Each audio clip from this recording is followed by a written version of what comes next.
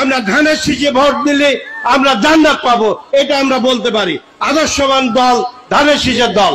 মনে কিছু করবেন না, মনে হয় বিএনপির নেতাদের এদেরকে থামানো উচিত, কারণ এদের কারণে বিএনপির দলের অনেক ক্ষতি হচ্ছে বলে মনে করছেন নেটিজেনরা। নিউজটা করেছে প্রশাসন আমাদের কথায় উঠবে বসবে, মামলাও গ্রেফতার করবে বিএনপি নেতা শাহজাহান চৌধুরী। উনি বিএনপির কোন পর্যায়ে দায়িত্বশীল হিসেবে আছেন তা আমি জানি না। উনি বলেছেন আমরা ধানের শীষে ভোট দিলে জান্নাত পাবো, এটা আমরা বলতে পারি।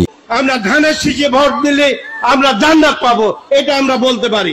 আদর্শবান দল ধানের শীষের দল। দেবিদ্বারে মঞ্জুরুল আহসান নামে বিএনপি এক নেতা কালের কণ্ঠ পত্রিকায় নিউজটি করেছে। উনি বলেছেন যার বংশ পরিচয় নেই, বাপ দাদার নাম নেই, সেও নাকি এমপি হবে।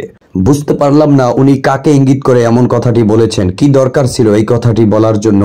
চ্যানেল 24 নিউজটি করেছে বিএনপি নেতা স্বপনের হুঁশিয়ারি, ধানের শীষের বাইরে কেউ নির্বাচন করলে কোনো কেন্দ্রে এজেন্ট দিতে পারবে না। একটু চিন্তা করুন, তাহলে স্বৈরাচার শেখ হাসিনা যেমনটি করেছিল তার চেয়ে কম কোথায়?